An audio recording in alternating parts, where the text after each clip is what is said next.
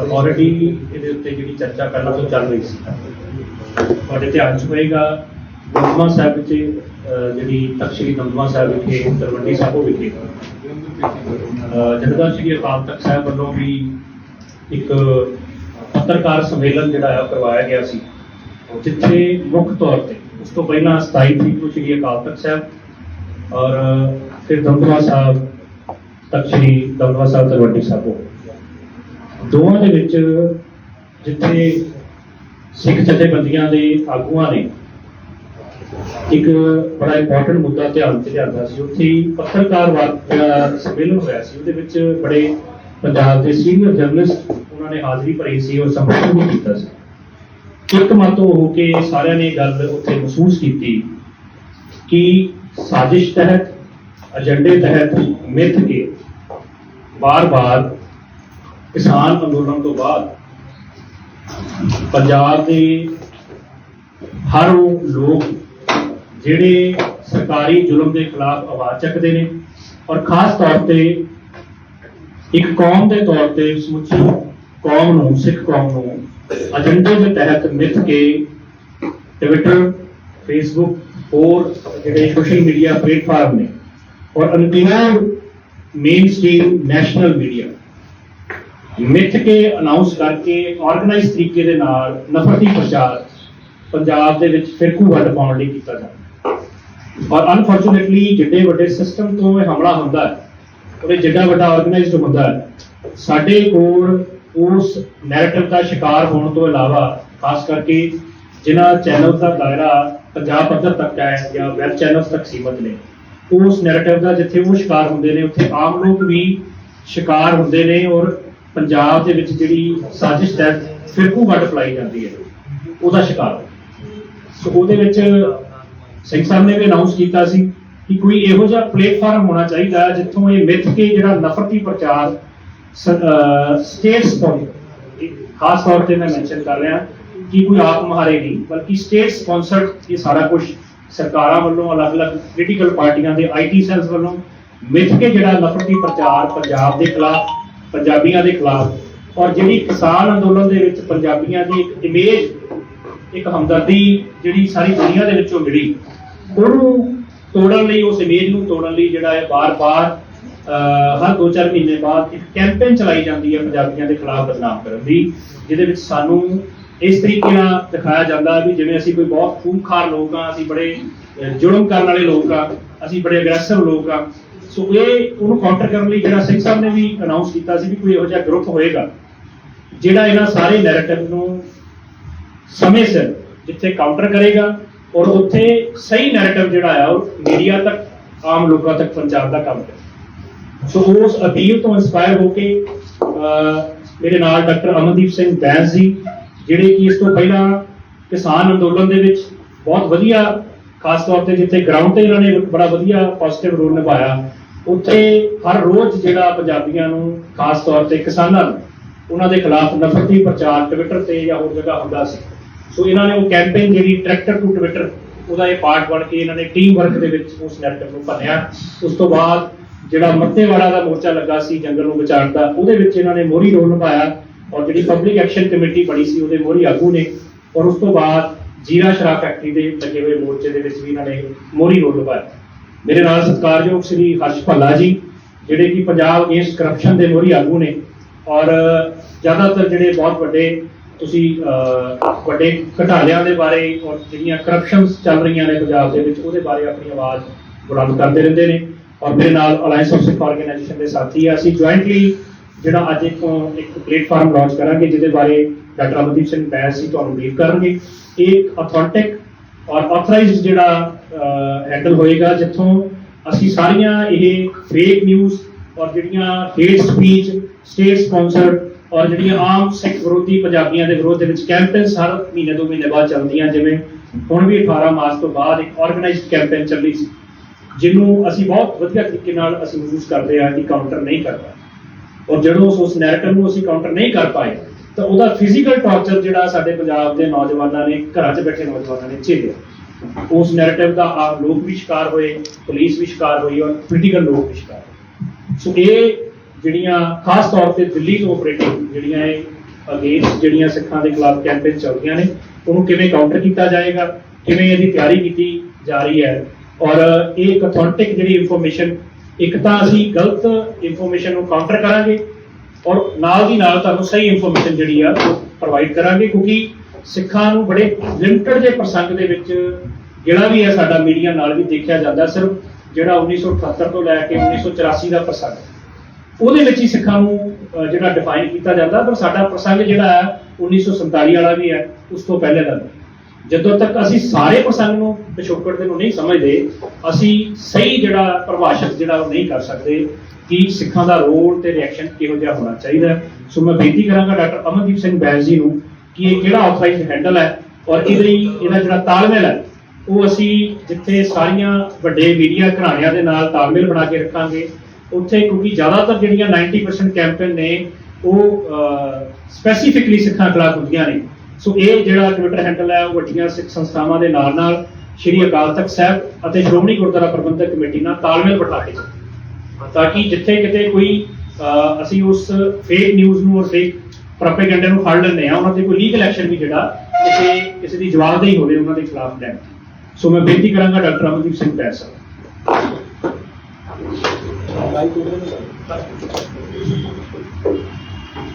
ਵਾਹਿਗੁਰੂ ਜੀ ਕਾ ਖਾਲਸਾ, ਵਾਹਿਗੁਰੂ ਜੀ ਕੀ ਫਤਿਹ। ਬਹੁਤ ਬਹੁਤ ਧੰਨਵਾਦੀ ਹਾਂ ਜਦੋਂ ਸਰਕਾਰ ਵੱਲੋਂ 100 ਦੇ ਕਰੀਬ ਜਿਹੜੇ ਚੈਨਲ ਆ ਜਦੋਂ ਬੰਦ ਕਰ ਦਿੱਤੇ ਤੇ ਇੱਕ ਉਮੀਦ ਵੱਜਦੀ ਹੈ ਕਿ ਆਪਾਂ ਪ੍ਰੈਸ ਕਾਨਫਰੰਸ ਕਰਨ ਆਏ ਤੇ ਉਹਦੇ ਵਿੱਚ ਤੁਸੀਂ ਆਪਣਾ ਸਮਾਂ ਕੱਢਿਆ ਤੇ ਇਹਦੇ ਵਿੱਚ ਹਾਜ਼ਰੀ ਲਵਾਈ। ਸਾਨੂੰ ਪ੍ਰੈਸ ਕਾਨਫਰੰਸ ਕਰਨ ਤੋਂ ਪਹਿਲਾਂ ਕਿਹਾ ਸੀ ਵੀ ਜੋ ਹਾਲਾਤ ਨੇ ਸ਼ਾਇਦ ਉੱਥੇ ਪ੍ਰੈਸ ਕਾਨਫਰੰਸ ਕੋਈ ਨਾ ਪਹੁੰਚੇ ਕਿਉਂਕਿ ਚੋਣਾਂ ਵੀ ਚੱਲਦੀਆਂ ਪਈਆਂ ਤੇ ਸਾਨੂੰ ਜੀ ਵੀ ਭਾਵੇਂ ਉੱਥੇ ਮੂਹਰੇ ਕੋਈ ਵੀ ਨਾ ਆਵੇ, ਚਾਹੇ ਉੱਥੇ ਇੱਕ ਪੱਤਰਕਾਰ ਪਹੁੰਚੇ ਵੀ, ਜੋ ਹਾਲਾਤ ਬਣ ਗਏ ਆ ਉਹ ਹਾਲਾਤਾਂ ਦਾ ਕਾਰਨ ਹੀ ਇਹ ਆ ਵੀ ਜਦੋਂ ਸਾਡੀ ਆਵਾਜ਼ ਚੱਕਣ ਵਾਲੇ ਚੈਨਲ ਸਰਕਾਰਾਂ ਨੇ ਬੰਦ ਕਰ ਦਿੱਤੇ ਆ ਤੇ ਸਾਨੂੰ ਕੁਛ ਨਾ ਕੁਛ ਜਿਹੜਾ ਆ ਉਪਰਾਲਾ ਉਹਦੇ ਵਿੱਚ ਕਰਨਾ ਪੈਣਾ। ਇਸ ਕਰਕੇ ਇਸ ਵੈਕਿਊਮ ਕਰਕੇ ਅਸੀਂ ਖੁਦ ਮਹਿਸੂਸ ਕੀਤਾ ਕਿ ਸਾਡੀ ਜਿਹੜੀ ਆਵਾਜ਼ ਆ ਸਾਨੂੰ ਆਪ ਚੱਕਣੀ ਪੈਣੀ ਹੈ। 6-8 ਮਹੀਨਿਆਂ ਤੋਂ ਜਿਹੜੀ ਹਿੰਦੀ ਬੈਲਟ ਆ, ਜਿਹੜੇ ਬਲੂ ਟਿਕ ਵਾਲੇ ਪੱਤਰਕਾਰ ਆ, ਟਵਿੱਟਰ ਦੇ ਹਿੱਸਾ ਹੋਣ ਦੇ ਨਾਤੇ ਔਰ ਪੁਰਾਣਾ ਜਿਹੜਾ ਸਾਡਾ ਕਿਸਾਨੀ ਅੰਦੋਲਨ ਦਾ ਐਕਸਪੀਰੀਅੰਸ ਸੀ ਉਹਦੇ ਤੋਂ ਸਾਨੂੰ ਇਹ ਕਿਤੇ ਨਾ ਕਿਤੇ ਫੀਲਰ ਲਾਉਣੇ ਸ਼ੁਰੂ ਹੋਏ ਵੀ ਕੋਈ ਨਾ ਕੋਈ ਵੱਡੀ ਇੱਕ ਸਾਜ਼ਿਸ਼ ਜਿਹੜੀ ਆ ਪੰਜਾਬ ਨੂੰ ਵੇਖਦਿਆਂ ਹੋਇਆਂ ਇੱਕ ਘੜੀ ਜਾ ਰਹੀ ਹੈ,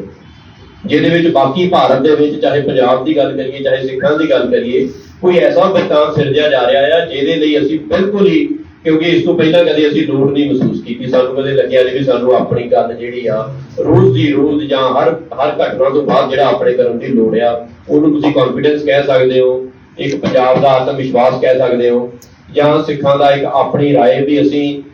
ਸਾਡੀ ਜਿਹੜੀ ਦੇਖਿਆ ਉਹਨੂੰ ਕੋਈ ਢਾਹ ਨਹੀਂ ਲਾ ਸਕਦਾ। ਉਸ ਕਰਕੇ ਸ਼ਾਇਦ ਸਾਨੂੰ ਇਹ ਚੀਜ਼ ਹੁਣ ਤੱਕ ਜਿਹੜੀ ਆ ਉਹ ਮਹਿਸੂਸ ਹੋਈ। ਪਰ ਉਹਨਾਂ ਹੈਂਡਲਾਂ ਦੇ ਵਿੱਚ ਜਿਸ ਤਰੀਕੇ ਦਾ ਕੂੜ ਪ੍ਰਚਾਰ ਸ਼ਰੇਆਮ ਕੀਤਾ ਗਿਆ, ਉਸ ਤੋਂ ਬਾਅਦ ਝੂਠੀਆਂ ਤਕਰੀਰਾਂ ਕੀਤੀਆਂ ਗਈਆਂ ਔਰ ਸਾਰਿਆਂ ਨਾਲੋਂ ਵੱਡੀ ਗੱਲ ਇੱਕ ਐਸਾ ਫੇਜ਼ ਆਉਂਦਾ ਆ ਜਦੋਂ ਉਹਨਾਂ ਹੈਂਡਲਾਂ ਨੂੰ ਵੱਡੇ ਤੋਂ ਵੱਡੇ ਅਦਾਰਿਆਂ ਵੱਲੋਂ ਉਹਨਾਂ ਦੀਆਂ ਪੁਲਿਸ ਕੰਪਲੇਂਟਾਂ ਕਰਨ ਤੋਂ ਬਾਅਦ ਕਿਸੇ ਵੀ ਇੱਕ ਵੀ ਹੈਂਡਲ ਨੂੰ ਉਸ ਵੇਲੇ ਬੰਦ ਨਹੀਂ ਕੀਤਾ ਗਿਆ ਤੇ ਤਾਂ ਸਾਨੂੰ ਮਹਿਸੂਸ ਹੋਇਆ ਕਿ ਇਹ ਸਮਾਂ ਆ ਜਦੋਂ ਸਾਨੂੰ ਆਪਣੀ ਗੱਲ ਕਰਨ ਦੇ ਲਈ ਆਪਸੀ ਕੋਆਰਡੀਨੇਸ਼ਨ ਵਧਾਉਣ ਦੀ ਲੋੜ ਆ, ਚਾਹੇ ਉਹ ਮੀਡੀਆ ਨਾਲ ਹੋਵੇ ਚਾਹੇ ਉਹ ਸਿੱਖ ਸੰਸਥਾਵਾਂ ਨਾਲ ਹੋਵੇ।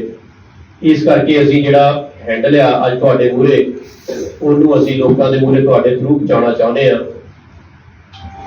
ਟਵਿੱਟਰ, ਫੇਸਬੁੱਕ ਤੇ ਇੰਸਟਾਗ੍ਰਾਮ ਦੇ ਉੱਤੇ ਸਾਡਾ ਜਿਹੜਾ ਹੈਂਡਲ ਆ trekking hate against Sikhs,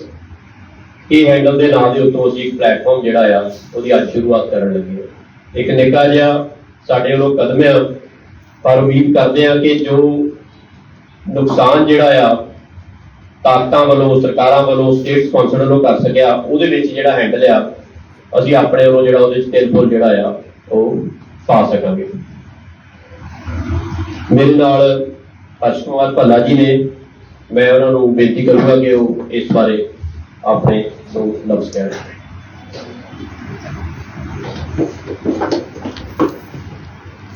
Waheguru ji ਕਾ ਖਾਲਸਾ, ਵਾਹਿਗੁਰੂ ਜੀ ਕੀ ਫਤਿਹ। ਸਭ ਤੋਂ ਪਹਿਲਾਂ ਜੀ ਤੁਹਾਡਾ ਸਾਰਿਆਂ ਦਾ ਧੰਨਵਾਦ। ਤੁਸੀਂ ਲੋਕਤੰਤਰ ਦਾ ਪਿੱਲਰ ਹੋ ਔਰ ਤੁਸੀਂ ਇੱਕ ਆਮ ਬੰਦੇ ਦੀ ਆਵਾਜ਼ ਬਣ ਰਹੇ ਹੋ। ਤੁਹਾਡਾ ਬਹੁਤ ਬਹੁਤ ਦਿਲੋਂ ਧੰਨਵਾਦ ਜੀ। ਜਿਵੇਂ ਡਾਕਟਰ ਬੈਂਸ ਤੇ ਭਾਈ ਸਾਹਿਬ ਨੇ ਕਿਹਾ ਕਿ ਇੱਕ ਵਿਲੀਫਾਈਂਗ ਇੱਕ ਹੇਟ ਸਪੀਚ ਦਾ ਮਸਲਾ ਜਿਹੜਾ ਉਹ ਆਰਗੇਨਾਈਜ਼ ਤਰੀਕੇ ਨਾਲ ਖੜਾ ਕੀਤਾ ਜਾ ਰਿਹਾ। ਮੈਂ ਪੰਜਾਬੀ ਹੋਣ ਦੇ ਨਾਤੇ ਇਸ ਗੱਲ ਨੂੰ ਬਹੁਤ ਚੰਗੇ ਤਰੀਕੇ ਨਾਲ ਸਮਝਦਾ ਕਿ ਇਹਦਾ ਨੁਕਸਾਨ ਪੰਜਾਬ ਨੂੰ ਹੋਣਾ, ਇਹਦੇ ਵਿੱਚ ਕੋਈ ਧਿਰ ਨਹੀਂ ਹੈ। ਜੇ ਅਸੀਂ ਅੱਜ ਨਾ ਬੋਲੇ ਤਾਂ ਇਹਦੇ ਹਾਲਾਤ ਨੇ ਜਿਹੜੇ ਜੋ ਅਸੀਂ ਆਮ ਤੌਰ ਦੇ ਉੱਤੇ ਹਿੰਦੀ ਪੱਟੀ ਦੇ ਵਿੱਚ ਦੇਖਦੇ ਹਾਂ, ਜਿੱਥੇ ਵੋਟਾਂ ਦਾ ਧਰੂਵੀਕਰਨ ਕਰਨ ਦੇ ਲਈ ਨੈਰੇਟਿਵਸ ਘੜੇ ਜਾਂਦੇ ਨੇ, ਗਲਤ ਨੈਰੇਟਿਵਸ, ਔਰ ਉਹਨਾਂ ਨੂੰ ਇੰਨਾ ਕੋਈ ਅੰਗਰੇਜ਼ੀ ਕਹਾਵਤ ਹੈ ਕਿ ਪੈਰਟ ਅਲਾਈ ਤੇ ਬਿਕਮਸ ਟਰੂਥ, ਤੁਸੀਂ 100 ਵਾਰੀ ਇੱਕ ਝੂਠ ਬੋਲੋਗੇ ਉਹਨੂੰ ਸੱਚ ਬਣਾ ਦਿੱਤਾ ਜਾਂਦਾ ਹੈ। ਅਤੇ ਸਾਨੂੰ ਮੈਂ ਟਵਿੱਟਰ ਦੇ ਵਿੱਚ ਵੀ ਇਸ ਟੀਮ ਨਾਲ ਕੰਮ ਕੀਤਾ ਹੈ ਅਤੇ ਇਸ ਦਾ ਸਾਨੂੰ ਬੜਾ ਚੰਗੇ ਤਰੀਕੇ ਨਾਲ ਅੰਦਾਜ਼ਾ ਹੈ ਕਿ ਇਹ ਕਿਉਂ ਕੀਤਾ ਜਾ ਰਿਹਾ ਹੈ। ਇਹ ਬੜੇ ਸੋਚੀ ਸਮਝੀ ਸਾਜ਼ਿਸ਼ ਦੇ ਤਹਿਤ ਸਾਡੇ ਬਹੁਤ ਜਿਹੜਾ ਸਾਡਾ ਨਾਜ਼ੁਕ ਫੈਬਰਿਕ ਹੈ, ਸਮਾਜਿਕ ਫੈਬਰਿਕ ਹੈ, ਉਹਨੂੰ ਤੋੜਨ ਦੀ, ਭੰਨਣ ਦੀ, ਖਰਾਬ ਕਰਨ ਦੀ ਕੋਸ਼ਿਸ਼ ਕੀਤੀ ਜਾ ਰਹੀ ਹੈ। ਉਹ ਅਸੀਂ ਕਾਮਯਾਬ ਨਹੀਂ ਹੋਵਾਂਗੇ। ਅਸੀਂ ਸਾਰੇ ਇੱਕ ਹਾਂ ਜੀ। ਮੈਂ ਇਸ ਮੰਚ ਤੋਂ ਇਹ ਸੁਨੇਹਾ ਵੀ ਦੇਣਾ ਚਾਹੁੰਦਾ ਕਿ ਐਕਚੁਅਲੀ ਕੋਈ ਕਿਸੇ ਦਾ ਆਪਸੀ ਇਸ ਮਸਲੇ 'ਚ ਕੋਈ ਰੌਲਾ ਨਹੀਂ। ਇਹ ਨੈਰੇਟਿਵਸ ਬਣਾਏ ਜਾਂਦੇ ਨੇ, ਧੱਕੇ ਨਾਲ ਬਣਾਏ ਜਾਂਦੇ ਨੇ, ਸਾਡੇ ਮੜੇ ਜਾਂਦੇ ਨੇ। ਉਹ ਜਦੋਂ 1-2% ਬੰਦਿਆਂ ਦੇ ਹੱਥਾਂ 'ਚ ਗੱਲਾਂ ਜਾਂਦੀਆਂ ਨੇ, ਉਹ ਉਸੇ ਤਰੀਕੇ ਦੀਆਂ ਗੱਲਾਂ ਨੇ ਉਹਨੂੰ ਦੁਹਰਾਉਣਾ ਸ਼ੁਰੂ ਕਰ ਦਿੰਦੇ ਨੇ। ਸੋ ਬਾਕੀ ਸਾਰਾ ਕੁਝ ਡਾਕਟਰ ਬੈਂਸ ਤੇ ਭਾਈ ਸਾਹਿਬ ਨੇ ਤੁਹਾਨੂੰ ਦੱਸਤਾ ਅਤੇ ਅਸੀਂ ਇਹ ਇੱਕ ਇਨੀਸ਼ੀਏਟਿਵ ਲਿੱਤਾ ਹੈ। ਅਸੀਂ ਇਹਦੇ ਵਿੱਚ ਐਕਟਿਵਲੀ ਪਾਰਟ ਲਵਾਂਗੇ। ਅਸੀਂ ਉਹ ਬੰਦੇ ਆਈਡੈਂਟੀਫਾਈ ਕਰਾਂਗੇ, ਉਹ ਇੰਸਟੀਟਿਊਸ਼ਨਸ ਆਈਡੈਂਟੀਫਾਈ ਕਰਾਂਗੇ ਜਿਹੜੇ ਇਹ ਜ਼ਹਿਰ ਘੋਲਣ ਦੀ ਕੋਸ਼ਿਸ਼ ਕਰ ਰਹੇ ਹਨ। ਉਹਨਾਂ ਨੂੰ ਅਸੀਂ ਬੜੇ ਕਰੜੀ ਹੱਥੀਂ ਲਾਵਾਂਗੇ। ਅਸੀਂ ਇੱਕ ਲੀਗਲ ਟੀਮ ਸਾਡੇ ਕੋਲ ਹੋਵੇਗੀ ਔਰ ਜਿਹਦਾ ਕੰਮ ਇਹ ਹੋਗਾ ਕਿ ਇਸ ਚੀਜ਼ ਨੂੰ ਵੈਰੀਫਾਈ ਕਰਕੇ ਉਹਨਾਂ ਦੇ ਉੱਤੇ ਕਾਨੂੰਨੀ ਕਾਰਵਾਈ ਜਿਹੜੀ ਬਣਦੀ ਕੀਤੀ ਜਾਵੇ। ਬਸ ਮੈਂ ਇੰਨਾ ਕੁ ਕਹੂੰਗਾ ਜੀ। Thank you.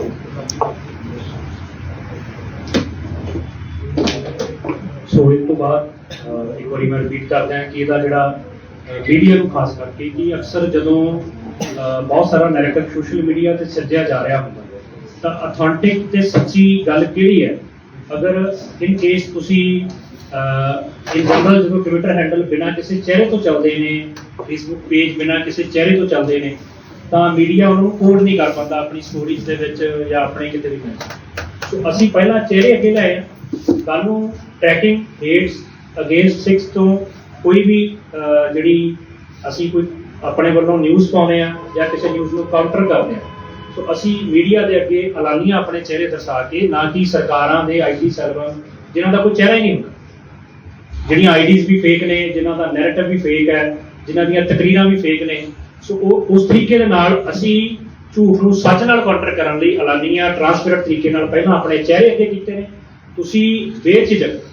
ਜਦੋਂ ਇਹ ਕੱਲ੍ਹ ਨੂੰ ਉੱਥੋਂ ਉਸ ਹੈਂਡਲ ਤੋਂ, ਚਾਹੇ ਟਵਿੱਟਰ ਹੈ ਸਾਡਾ ਆਫੀਸ਼ੀਅਲ, ਚਾਹੇ ਆਫੀਸ਼ੀਅਲ ਫੇਸਬੁੱਕ ਪੇਜ ਹੋਏਗਾ, ਉੱਥੇ ਪਾਈ ਹੋਈ ਗੱਲ ਹੀ ਅਸੀਂ ਜੋ ਲੋਕ ਇੱਥੇ ਬੈਠੇ ਹਾਂ ਅਸੀਂ ਰਿਸਪੌਂਸੀਬਲ ਹਾਂ।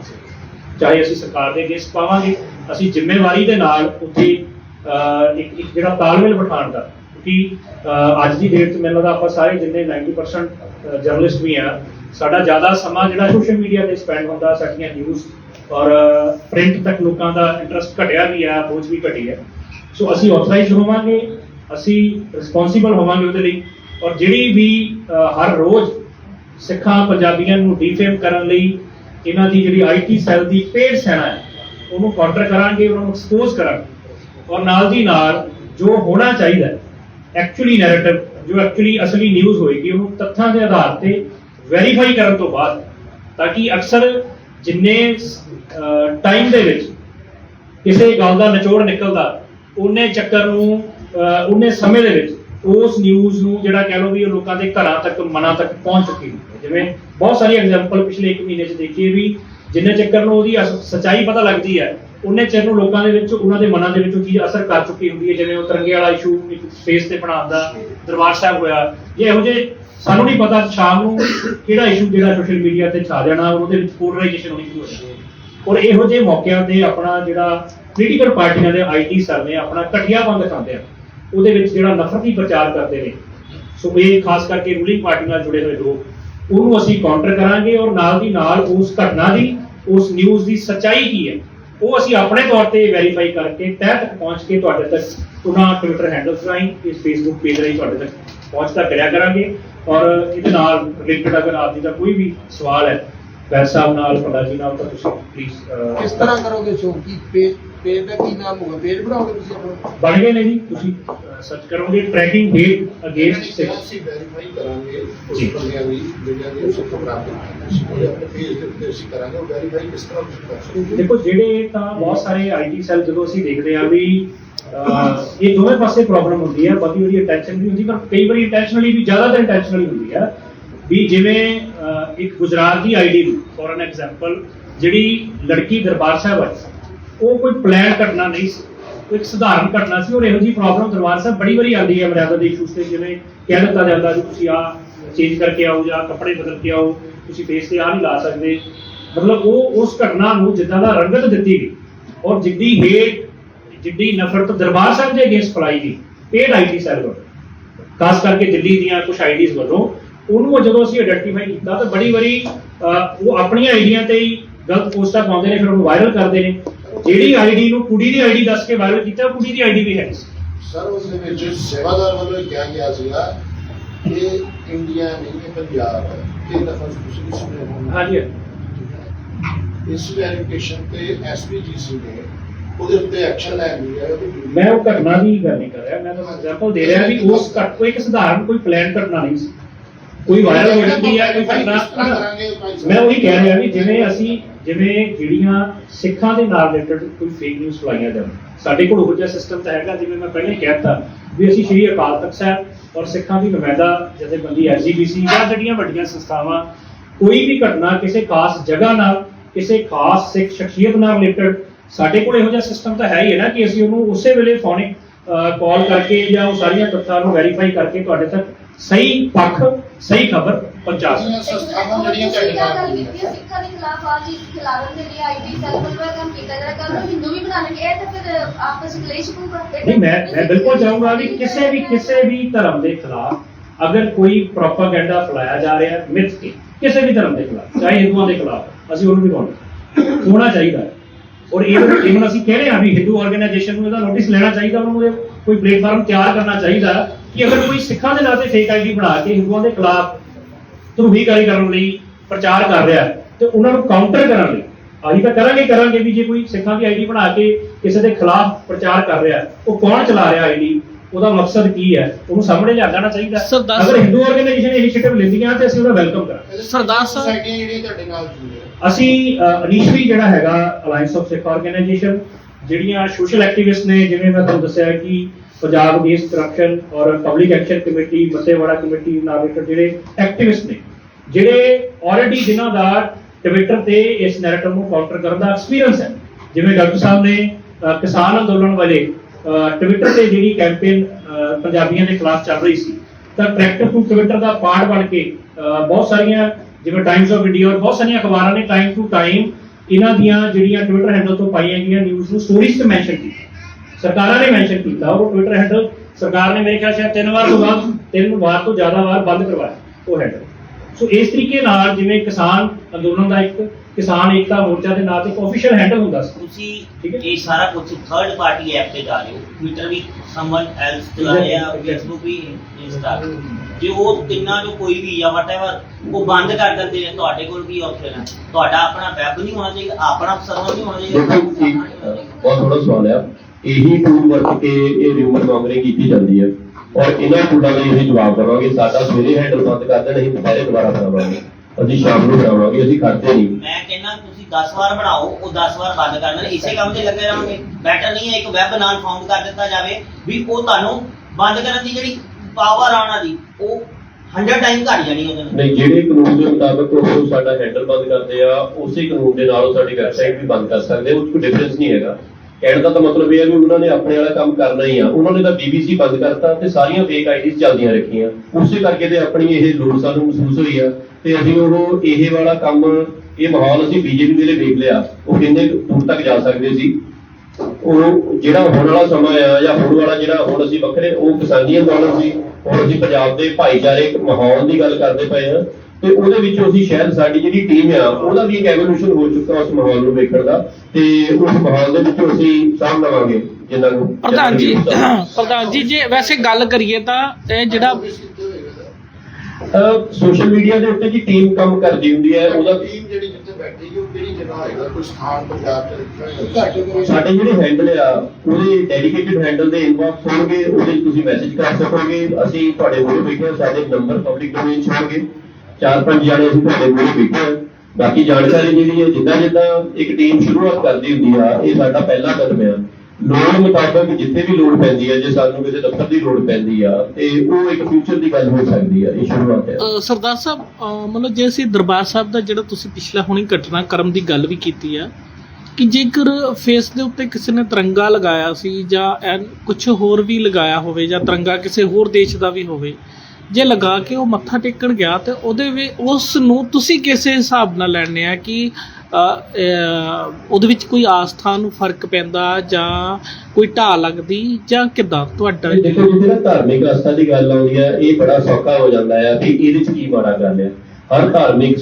ਜਗ੍ਹਾ ਆ, ਔਰ ਜਿੱਥੋਂ ਆਪਾਂ ਤਿਰੰਗੇ ਦੀ ਗੱਲ ਕਰਦੇ ਹਾਂ, ਮੈਨੂੰ ਲੱਗਦਾ ਪੰਜਾਬੀ ਹੋਣ ਦੇ ਨਾਤੇ ਘੱਟੋ ਘੱਟ ਪੰਜਾਬ ਇੰਡੀਆ ਦੇ ਵਿੱਚ ਕਿਸੇ ਹੋਰ ਤਿਰੰਗੇ ਦੀ ਰਿਸਪੈਕਟ ਕਿੰਨੀ ਕਰਦੇ ਆ ਕਿੰਨੀ ਨਹੀਂ ਕਰਦੇ, ਉਹਦਾ ਸਾਨੂੰ ਜਿੱਦਣ ਅਸੀਂ ਸਰਟੀਫਿਕੇਟ ਦੇਣ ਲੱਗੇ ਨਾ ਵੀ ਮੈਂ ਇਹਨੂੰ ਬਹੁਤ ਸੱਚੀ ਤਿਰੰਗੇ ਦੀ ਰਿਸਪੈਕਟ ਕਰਦਾ, ਉਦੋਂ ਹੀ ਅਸੀਂ ਸੈਕੰਡ ਕਲਾਸ ਸਿਟੀਜ਼ਨ ਬਣ ਜਾਂਦੇ ਆ। ਹਰ ਤੀਜੇ ਦਿਨ ਤੇ ਸਾਡੇ ਹਰ ਪਰਿਵਾਰ ਦੇ ਬੰਦਾ ਪਹੁੰਚਿਆ ਤੇ ਤੀਜੇ ਦਿਨ ਤਿਰੰਗੇ 'ਚ ਲਿਪਟ ਕੇ ਲਾਸ਼ ਆਉਂਦੀ ਆ। ਜੇ ਕੋਈ ਇਹੋ ਜਿਹੀ ਗੱਲ ਕਰਦਾ ਆ ਵੀ ਤੁਸੀਂ ਜੀ ਸਾਨੂੰ ਚੈੱਕ ਕਰਦਾ ਵੀ ਤੁਸੀਂ ਤਿਰੰਗੇ ਦੀ ਰਿਸਪੈਕਟ ਨਹੀਂ ਕਰਦੇ, ਮੈਨੂੰ ਲੱਗਦਾ ਕਿ ਉਹਦਾ ਜਵਾਬ ਅਸੀਂ ਇੱਕ ਆਰਗੇਨਾਈਜ਼ ਤਰੀਕੇ ਨਾਲ ਦੇਵਾਂਗੇ। ਇਹ ਤਰੀਕਾ ਨਹੀਂ ਆ। ਜੇ ਮੈਨੂੰ ਪੀਜ਼ਾ ਚੰਗਾ ਵੀ ਲੱਗਦਾ ਹੋਵੇ ਤੇ ਤੁਰੇ ਜਾਂਦੇ ਤੇ ਮੇਰੇ ਮੂੰਹ ਤੇ ਪੀਜ਼ਾ ਢੱਕ ਦੇਵੇ ਨਾ ਤੇ ਮੈਨੂੰ ਉੱਥੇ ਵੀ ਗੁੱਸਾ ਹੀ ਆਉਣਾ। ਉਹ ਗੁਰਦੁਆਰਾ ਸਾਹਿਬ ਵਿੱਚ ਮੈਂ ਕਿਹਾ, ਦੇਖੋ ਗੁਰਦੁਆਰਾ ਸਾਹਿਬ ਦੇ ਵਿੱਚ ਤੁਹਾਡਾ ਜਿਹੜਾ ਵਿਊ ਆ ਕਿ ਮੱਥਾ ਟੇਕਣ ਦੇ ਵਿੱਚ ਕੋਈ ਉਹਨੂੰ ਦਿੱਕਤ ਆਉਂਦੀ, ਪਰੇਸ਼ਾਨੀ, ਕੋਈ ਮਰਿਆਦਾ ਆ ਇਹ ਆਪਣੀ ਕਿ ਮੈਂ ਤੁਹਾਨੂੰ ਹਾਂਜੀ ਹਰ ਧਾਰਮਿਕ ਸਥਾਨ ਦਾ ਆਪਣੀਆਂ ਜਿਹੜੀ ਮਰਿਆਦਾ ਹੁੰਦੀ ਹੈ।